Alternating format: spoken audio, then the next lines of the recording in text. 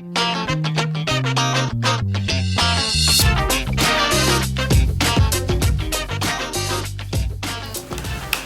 right. Hello and welcome everyone to another inventRight.com TV show. Stephen and I, we've been coaching and mentoring inventors for 15 years with students in over 40 countries. 40 countries? 40 countries? There we go. Something like that. Anyway, so check out our coaching page at inventRight.com, more about how we coach and mentor inventors. The title of, I got to look down here, Stephen. The title of the show is How to Get Companies to Pay for Your Patents. Ooh, that's really sexy. It is. If that's not a sexy title for inventors and product developers, I don't know what it is. As we've talked about before, you don't need patents. What you need is a provisional patent application that has value. That's what you really need. But let's say the idea is doing well, and there's going to be improvements, and that company wants to file patents. You give them that option to file those patents. No question about it. But here's the trick. You're going to get them to pay for it.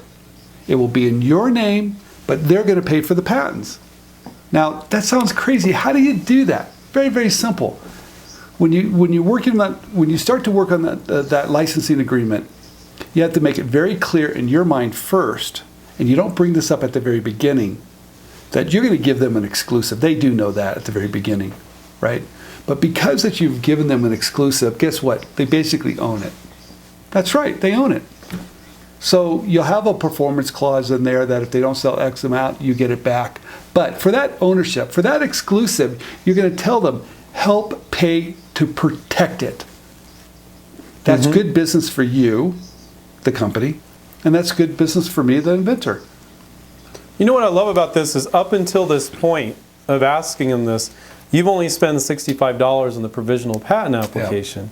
Yeah. And so now, part of the negotiation is getting them to pay for the patent, which will protect them and business. You. And it could even be an advance on royalties, where they give you the money and then they keep the first royalties, and so that it's not technically, it's money out of their pocket up front, but it's no money out of your pocket. You could do it two ways. You could say, look, instead of giving me an advance of, let's say, $10,000, pay for the patents. Now, that's called top loading a little bit. Sometimes they don't like it. Better yet, do this. Sometimes. Tell them, like, look, if you pay for the patents, which is good business for both of us, we'll deduct it from future royalties you owe me. Right? Which is a great technique for a cash-strapped inventor. It's no money out of your pocket, but you're getting them to commit financially, and then you're getting the protection of the patent. And it's a great technique all around. Good. And Stephen and I use that the vast majority of the time with our students. It's really very common. Good business sense for them to be able to protect it. They pay for it out of those royalties they're going to owe you. So you're really you're giving them good options to make good business decisions. Now you could change it up one more time. You could say, look, let's share in it. You could do part of it. They could do part of it. If they completely say no, but they're not going to say no. They're going to say this is a great idea. Now, remember this, you have to own the patents, though. They always have to be in your name. People get confused about that. And using your attorneys, not their attorneys. Yeah, so they're going to give you the money, you give it to your attorney, you work with your attorney to file that patent. A lot of people get confused, like, oh, so they're going to file it? No, you want to retain control. Because when you're licensing, you're never really selling your idea, you're renting or leasing it. And so that intellectual property, that patent is very important. You need to maintain control over that. And what's really great about this, so you're going along and you make improvements, and they come up with some improvement, right? In that contract, you're going to have any improvements you still own. They file it, they've got to assign it back to you. Now, let me tell you what's really great about this. So they're filing patents that has value, right? And next thing you know, they breach the contract. Something goes wrong.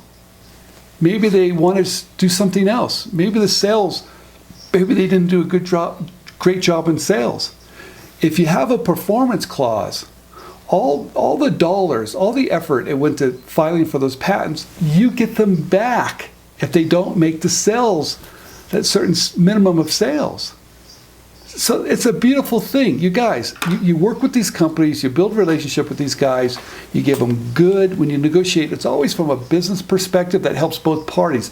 But at the end of the day, You can get them to pay for the patents, right? They're going to be in your name. You're going to manage it. And if they breach the contract, you're going to get them back to license them to another company.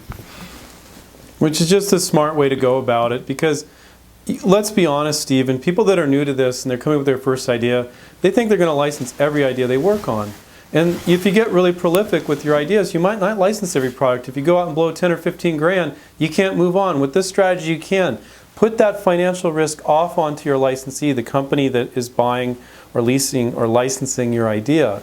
That's a smart approach. So if you guys like the show, down below, give us a thumbs up, subscribe to our channel, check out inventRight.com, click on the coaching page, learn more about how Steve and I have been coaching and mentoring inventors for 15 years with students in over 40 countries. All right, and we'll catch up with you next time. See you. Bye-bye.